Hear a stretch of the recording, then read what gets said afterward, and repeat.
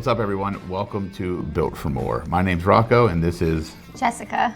And if you found this channel, it's probably not by accident. See, we're just two adults in our late 40s that have a love for fitness, but we just got tired of all the noise out there, the highlight reels, the fitness influencers showing people how easy it is to stay fit when honestly it's a challenge. We've been in the fitness since our 20s, right? I mean, I ran into you in the gym back then, and I've done a couple bodybuilding shows and a powerlifting meet back in the day. You did a fitness show, and then, we both went our separate ways. Life happens. You went off and what did you do? Joined the Air Force and then started a family, and then the kids came along, and you traveled all over the world. Don't forget that. Right. Yeah, I went, I had kids as well, went into the practice of law, and over the years, we'd run into each other when you were back in town, but it was never at the gym then. It was usually like at a restaurant or something. So life definitely, took a toll on us over the years. What was it, a couple years ago, we kind of ran back into each other and then kind of just had this reignition of fitness, I guess I would say. Yeah, I mean, it actually started off, in my opinion, kind of slow, just getting back into the groove of things. I relocated back to where, our hometown. Started working for Rocco, and from that point then it was tough. I mean, it actually really was tough, because it was hard for me to get acclimated again into a 9-to-5 job. I hadn't been doing that, and then trying to somehow figure out how to incorporate fitness. And it was really through you that, that kind of started that whole, kind of lit the match a little bit, and then it didn't happen overnight though, that's for sure. Well, no, I think one, you were a competitive athlete back in the day too, so you had that competitive nature too. I think I was kind of, when we ran into each other again, you moved back here. I think I was kind of really falling back in love with fitness, because for a few years there, I was just so stuck in my career, and I definitely got out of shape. I was definitely a fat shit, I could say. I just did not feel like myself. I started working with an online trainer who's truly been a tremendous help and has completely transformed just the way I think about fitness, the way I think about nutrition, supplementation. And since then, it didn't take a lot, but I've, over time, I'm probably in the best shape I've been in since my 20s, when I was actually competing and really struggling hard to get, your body weight and your body fat to a certain percentage. I found a way to incorporate it into my life where it's not difficult. It's just part of who I am. And I think a big part of what we want to show people with this show is that, fitness shouldn't be an outcome. It should just be a part of who you are, part of your identity. Like your profession, like being a father, a mother, a husband, a wife, a sibling, a son, a daughter. That's just part of your identity. Being someone who works out or is into fitness, that's just part of your identity. I think that's a part that people forget when it comes to getting into shape or getting fit. They think they have to, I'm going to start going to the gym, they say. Just say, I'm a person that goes to the gym. It's about changing your identity. And then once you do that, that's when everything changes. Would you agree? Yeah, in fact, I was going to say that the one thing that really kind of helped immensely when I got up here is you kind of instilling in me how to structure the day to even fit that in, because I'm such an all or nothing kind of person. And over the years, with moving around frequently attached to the military, it was hard sometimes. I didn't always have a gym that I could go to if we weren't maybe living in a city that offered that, or we were maybe overseas, or whatever the case was. So I had to kind of be more creative. And then whenever I got up here and I started working the 9-to-5, it was tough to figure out then how to fit the gym into that and when to do it, where for me it was going to be more about a structure. But I started realizing, and the one thing that Rocco was showing me is that if you put in your mind that that's a non-negotiable and you're going to do it, then it doesn't have to be at the set time every single day. I mean, there are things you could get up in the morning, and if that works into your schedule and you do that at the same time, but the lifting or any other type of exercise that you're doing, you just have to know that you want to do it and make sure that it gets done. But it doesn't necessarily have to be, you kind of have to work around your other responsibilities in life. Good thing you have a cool boss. Well, exactly. Yeah, that definitely does help. But to your point, it's a choice, right? And I tell this to people that I coach. I tell them, everything we do is a choice. You can choose to work out or not. You can choose to, to hang out and drink a beer or not. It's all about choices. But the bigger piece, I think, what shifted for me, because again, I worked out. There wasn't a year in my life where I didn't work out. I just wasn't as serious or committed to it because I just always said, like, I work out. I didn't tell myself I'm a fit person. So if you tell yourself I work out, then sure, if I go to the gym and do a workout, then I did what I said I was gonna do. But if I say I'm a fit person and I don't look or feel fit, that creates this identity disconnect. So then my mind starts telling me, well, hey, you say you're this type of person, but your actions aren't in accordance with it. So once you shift that mindset to say, I am a person who is fit, then you start it's true, like I just start looking at food differently.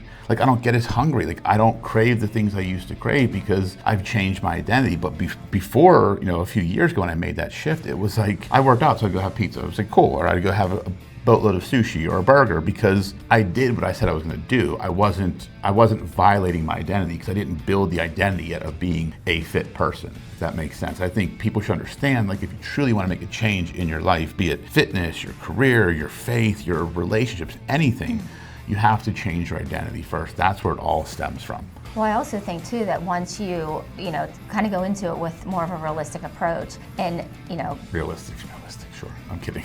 I'm kidding. That's how I enter No, I everything, know, I'm kidding. is You're with a totally realistic kidding. approach. But you don't get so strict on yourself as far as like everything has to be done, at this time, and then, something comes up, which it's naturally going to come up, whether it be with work, with children, with other responsibilities, volunteer, whatever happens. And you can't go at that one time, and then it kind of throws everything off. So, like I said, it being more flexible to that. As you continue with that, it is interesting then, at that point, then you do start even naturally looking at food even differently. Yeah. And you realize that when maybe in the beginning it was more of a forced, oh, I can't eat that, or I'm not going to eat that. Whereas as that, your whole mindset starts to shift, as it becomes more of who you are, and then at that point you don't even necessarily, not that you don't crave, sweets, but it really does change the way that you look at it and how you approach even your diet and how you eat. Yeah, I mean, take for example, like I was never a person that drank like a lot. Like I would have beer with friends or go on a trip or like for a business function, but it's now we're sitting here in April, towards the end of April. I haven't had a drink of alcohol since August, not because I said I'm gonna stop drinking, it's just my identity has become that of a fit person, and so in my mind, a fit person doesn't drink alcohol. And I never went into that saying I'm gonna stop drinking, because I never really drank a lot anyway. I have a beer here or there, but I don't even think about it. When I'm out at a function, like I don't ever like grab wine or a beer. Like I used to love wine, but it's because it's not part of my identity anymore. And I think that's what we really hope to show people with this. Hopefully entertain you too, because we do some dumb shit, and we're, I'm sure, awkward on camera, and you're definitely awkward on camera because you haven't figured this part out yet. So I've done a lot more on camera than you have, but and we're definitely going to argue. Yeah, definitely. We do that a lot, and I think there's a part that we want to just inspire people. Truly, I'm going to be 49, you're going to be 47. You can still do it. It's never too late to start, and if this inspires one person to make a change, then all the hours we put into this show will definitely be worth it. And I hope you enjoy watching. There's going to be each week we're going to have an episode with workout clips, maybe some food clips, just discussions. Who knows what it's going to be, because we haven't figured that out yet. So come along for the ride. It should be fun. It'll be awkward at times, I'm sure, but we'd love to have you along for the journey. The last thing for me is that I genuinely want to leave this in the Lord's hands and to see what His plan is for it, and to see how this shapes up and what He wants to do with it. Yeah, hopefully it'll inspire some people out there, and hopefully it'll create an impact for even one person to make one change in their life, because it takes one to change it all. It starts with one person. So hopefully this is the catalyst. If not, we're going to spend a lot of time having fun in the gym and being those awkward people that record videos in the gym and do dumb shit. But hey, what else we got to do? Yeah. I mean, who cares about practicing law and running a law firm? I mean, that's just secondary now. It is secondary. and hopefully we won't kill each other on camera. We won't. No. We won't.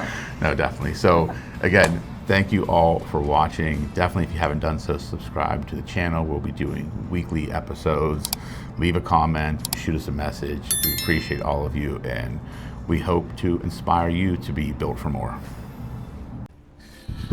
All right, well, you made it this far to the towards the end of the video, and we wanted to wrap up all of these episodes with a little tip or a piece of advice or something we've learned over the years. And due to the fact this is our first episode and we're just figuring this out as we go, one thing we did with this show is we just got started, and that's the piece of advice I think I want all of you to take this week is just get started with whatever it is you're trying to do. Whether get in shape, build a new business, improve in your career, improve in your relationships, your spirituality, whatever the case may be, just get started. Don't overthink it. Don't overplan it. Just take the first step, and the first step starts in your mind. It does.